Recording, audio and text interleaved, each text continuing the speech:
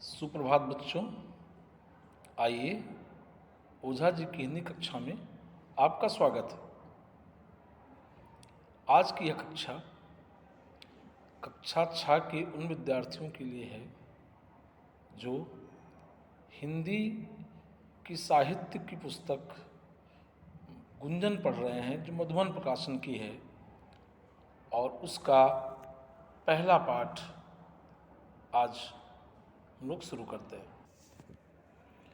पहला पाठ है नदी, जो एक कविता है और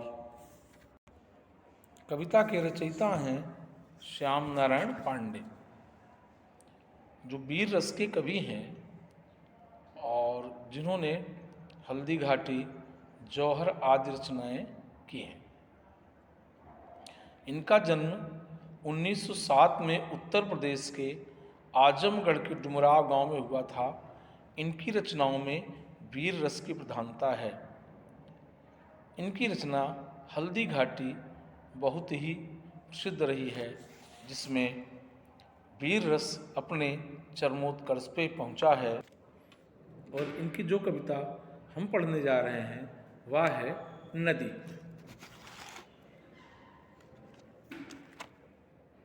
पीने का पानी किन किन स्रोतों से प्राप्त होता है? क्या आपके शहर के पास कोई नदी है? ऐसे कौन से शहर हैं जो नदियों के किनारे बसे हैं? नदी कहाँ से निकलती है, कहाँ तक जाती है? तो इस कविता में इन सभी विषयों पर प्रकाश डाला गया है। कविता की पंक्तियाँ हैं: क्षण भर रुककर विश्राम करो, क्यों नदी निरंतर बहती हो। जब जब मैंने देखा पाया, तुम दौड़ धूप में रहती हो। लहरों पर लहर उठाती हो, लहरों पर लहर उठाती हो, तटबंधों से टकराती हो। संघर्ष स्रोत है जीवन का, तुम हंस हंस कर बतलाती हो। यहाँ पर कवि नदी को संबोधित करते हुए कहता है, ऐ नदी, थोड़ी देर तो विश्राम कर लो, थोड़ी देर रुक जाओ। क्यों लगातार बहती रहती हो? जब भी मैं तुम्हें देखता हूँ तुम दौड़ती ही रहती हो। दौड़ धूप का तात्पर्य है निरंतर चलते रहना। जब जब मैंने देखा पाया, तुम दौड़ धूप में रहती हो। क्यों लगातार दौड़ती रहती हो? तुम आराम क्यों नहीं करती हो?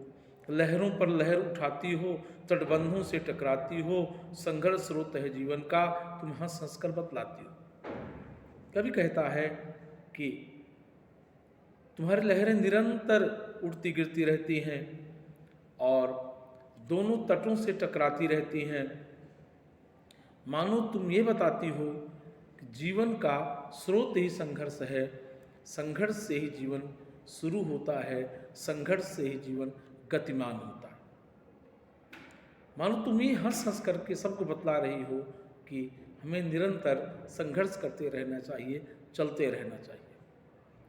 भूधराकार चट्टानों को लड़ लड़ कर तोड़ दिया तुमने, पर्वत समरस मैदान बने रुक अपना मोड़ दिया तुमने। ताकत को ताकत से काटा, कमजोरों को पुचकार दिया, ऊंचे शिखरों पर वार किया, फसलों को चूमा प्यार दिया। कभी कहता है कि तुम अपने आगे बढ़ने के क्रम में बड़ी बड़ी चट्टानों को, भूधराकार का तात्पर्य है विशाल, विशाल चट्टानों को तोड़ देती हो। तुम्हारी टकराहट से विशाल चट्टानें टूट जाती हैं और जो पर्वत हैं वो समरस मैदान बने रुक अपना मोड़ दिया तुमने। जब पर्वत आपके सामने आता है तो तुम उसका सम्मान करते हुए अपना रास्ता बदल देती हो। पर्वत जब भी सामने आता है तुम उसका सम्मान करते हुए अपना रास्ता बदल देती हो। ताकत को ताकत से काटा, कमजोरों को पुचकार दिया। जहाँ शक्ति की आवश्यकता होती है, जो तुम्हारे सामने सर उठाकर कठोरता से खड़ा होता है, तो तुम उसे अपने प्रहार से हटा देती हो, तोड़ देती हो। और जहाँ कोई कमजोर मिलता है तुम उसे पुचकारती हो, दुलारती हो। ऊंचे शिखरों पर वार किया, फसलों को चूमा प्यार दिया। जो ऊंचे शिखर होते हैं उन पे प्रहार करती हो, तुम्हारे थपेड़े उसे हिला देते हैं। परंतु जब वही तुम्हारी लहर फसलों के पास जाती है, उन्हें चूम कर लौट आती है उन्हें शीतलता प्रदान करती है, अर्थात जैसे कोई बड़ा अपने से छोटे को दुलार रहा हो, पुचकार रहा हो। हे क्रांत शांत की पैशविनी, तुमको मैं केवल नदी कहूँ या स्वतंत्रता संघर्ष कहूँ या फसलों की जिंदगी कहूँ। कभी कहता है हे क्रांति शांत की पैशविनी। पैशविनी कहते हैं नदी का की पर्यायवाची पैशविनी है, और उसके साथ साथ जो दूध देती है उसे पैशविनी कहा जाता है। ये क्रांत शांत की पैशविनी। एक क्रांति और शांति दोनों प्रदान करने वाली, तुमको मैं केवल नदी कहूँ, मैं तुम्हें केवल नदी ही कहता हूँ, या स्वतंत्रता संघर्ष कहूँ या फसलों की जिंदगी कहूँ, या मैं तुम्हें स्वतंत्रता के लिए संघर्ष करने वाली एक स्त्री कहूँ जो अपनी स्वतंत्रता के लिए संघर्ष कर रही है, या फसलों की जिंदगी कहूँ, या फसलों को नया जीवन देने वाली, उन्हें हरियाली देने वाली फसलों का जीवन तुम्हें मैं कहूँ। तुम शहरों को भी प्यारी हो, तुम गाँव को भी प्यारी हो, दोनों को दूध पिलाती हो, तुम दोनों की महतारी हो। कभी कहता है शहर भी तुम्हें प्यार करते हैं, गांव भी तुम्हें प्यार करते हैं। क्यों प्यार करते हैं? क्योंकि तुम दोनों को दूध पिलाती हो, अर्थात तुम शहर का भी पोषण करती हो, शहर को भी शुद्ध जल प्रदान करती हो और गांव को भी शुद्ध जल प्रदान करती हो।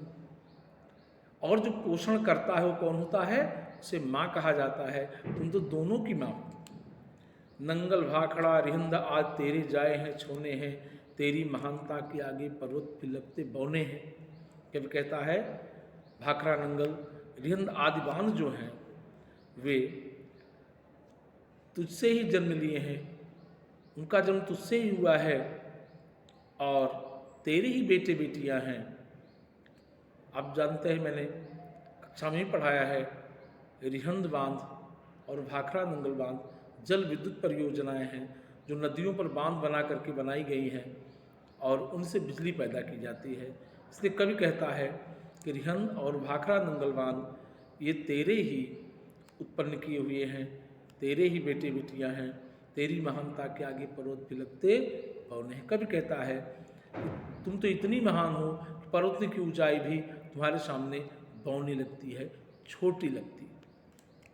घर घर में बिजली बन करके रोशनी बांटने जलती हो, कल और कारखानों में तुम धड़कन भरती हो चलती हो। कभी कहता है कि तुम घर घर बिजली बनकर रोशनी बांटती हो, अर्थात जल विद्युत परियोजनाओं से जो बिजली पैदा होती है उसी से हमारा सारा काम चलता है। हमारे कल कारखाने भी चलते हैं। कल कारखानों की धड़कन बिजली को कहा गया है। जैसे हृदय की धड़कन बंद हो जाए तो शरीर मर जाता है, वैसे ही अगर बिजली अचानक आनी बंद हो जाए सारे कारखाने खड़े हो जाते हैं।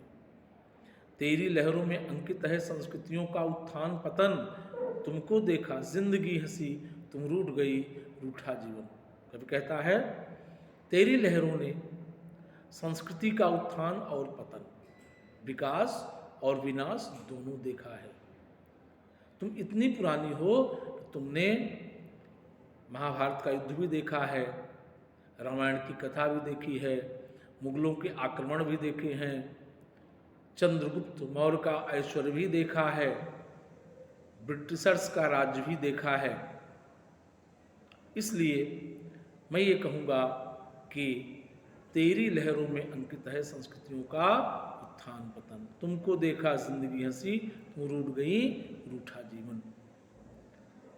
जो तुम्हें प्रसन्नता से देख लेता है उसकी जिंदगी प्रसन्नता से भर जाती है, परंतु तुम रूठ गई रूठा जीवन। जब तुम नाराज हो जाती हो, गुस्से में होती हो तो जीवन भी रूठ जाता है, तुम जिंदगियों को निगल जाती हो, बाढ़ आ जाती है और घर के घर गांव के गांव तबाह हो जाते हैं। इससे तुम्हारा रूठना भी बड़ा कष्टकारक है। जिन देशों ने तुमको पाया वे ऊंचे उठे महान बने, सब मिला मगर तुम नहीं मिली तो उजड़े रेगिस्तान बने। कितनी सुंदर बात कही कवि ने बच्चों, जिन देशों ने तुमको पाया वे ऊंचे उठे महान बने। कवि कहता है कि तुम जिन देशों से जिन प्रदेशों से होकर बहती हो उनका खूब विकास हुआ। आपको पता है प्राचीन काल में यातायात का साधन जल मार्ग था, नावें थी, छोटे छोटे जहाज थे। इसीलिए सभी शहर नदियों के किनारे बसे। तो कवि कहता है कि जहाँ नदियाँ हैं वहाँ जीवन है, वहाँ हरियाली है, और जहाँ नदियाँ नहीं वहाँ पर रेगिस्तान है, घास भी नहीं उगती है। सब मिला मगर तुम नहीं मिली तो उजड़े रेगिस्तान बने। जिन देशों को प्रदेशों को नदियाँ नहीं मिली वहाँ आज रेगिस्तान है।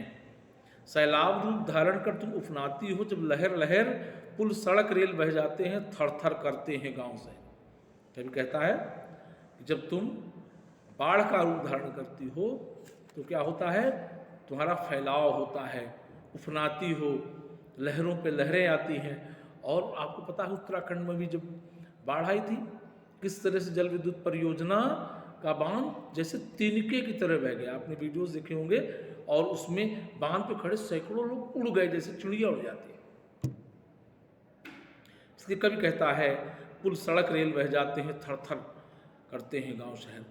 बड़ी बड़ी पुल सड़कें बह जाते हैं, गांव के गांव, शहर के शहर कांपने लगते तुम्हारे डर से। और अंत में क्या होता है, फिर सागर की व्यापकता में मिल जाती हो, खो जाती हो, जो लक्ष्य खोजने निकली थी वो लक्ष्य स्वयं हो जाती हो। कवि कहता है फिर तुम सागर की विशालता में, नदी सागर से मिलने जाती है, और सागर कैसा है, विशाल है, तो उसकी विशालता में जाकर मिल जाती है। फिर क्या होता है, जो लक्ष्य खोजने निकली थी वो लक्ष्य स्वयं हो जाती हो। सागर को खोजने निकली थी और खुद ही सागर हो जाती है। वहाँ के बाद एक सीमा के बाद उसका पानी समुद्र का पानी कहलाने लगता है। जैसे आप आईएएस बनने चलते हैं, आईएएस की परीक्षा देते हैं, आईएएस की परीक्षा को लक्ष्य बनाते हैं, और फिर आप क्या हो जाते हैं, आईएएस हो जाते हैं। जैसे नदी भी सागर को अपना लक्ष्य बनाती है और फिर स्वयं सागर हो जाती है। तो हम जीवन में जो लक्ष्य बनाएं, यदि हम उसे प्राप्त कर लेते हैं तो हम स्वयं ही अपना लक्ष्य, अपना टारगेट हो जाते हैं। इसलिए बच्चों, इस कहानी का जो संदेश है, इस कविता का जो संदेश है वह यही है कि हमें नदी की भांति निरंतर गतिमान रहना चाहिए, चलते रहना चाहिए, बाधाओं से डरना नहीं चाहिए, उनसे टकराना चाहिए। और जहाँ पर हमारे सम्माननीय मिल जाए, जैसे पर्वत के सामने नदी क्या करती है, रास्ता बदल देती है, तो हमें सर झुका करके उन्हें प्रणाम करके अपना रास्ता बदल देना चाहिए। और फिर अंत में, और जब छोटे मिलते हैं तो उन्हें नदी क्या करती, फसलों को क्या करती, पुचकारती दुलारती है, तो उन्हें हमको अपना प्यार दुलार देना चाहिए, स्नेह देना चाहिए। और फिर इस तरह एक दिन वह भी आएगा कि हम अपना लक्ष्य प्राप्त कर लेंगे, और जिस लक्ष्य को प्राप्त करने के लिए जा रहे हैं हम स्वयं ही लक्ष्य बन जाएंगे। तो आज की इस कक्षा में इतना ही। मैंने प्रयास किया है कि आप इस वीडियो को बार बार देख करके इस कविता का भाव जान सकें, क्योंकि आप अभी कक्षा 6 में नए नए आए हैं, तो अभी थोड़ी सी परेशानियां होगी, और ये वीडियोस आपको बहुत ही सहायता प्रदान करेंगे पाठ को समझने में। बहुत बहुत धन्यवाद।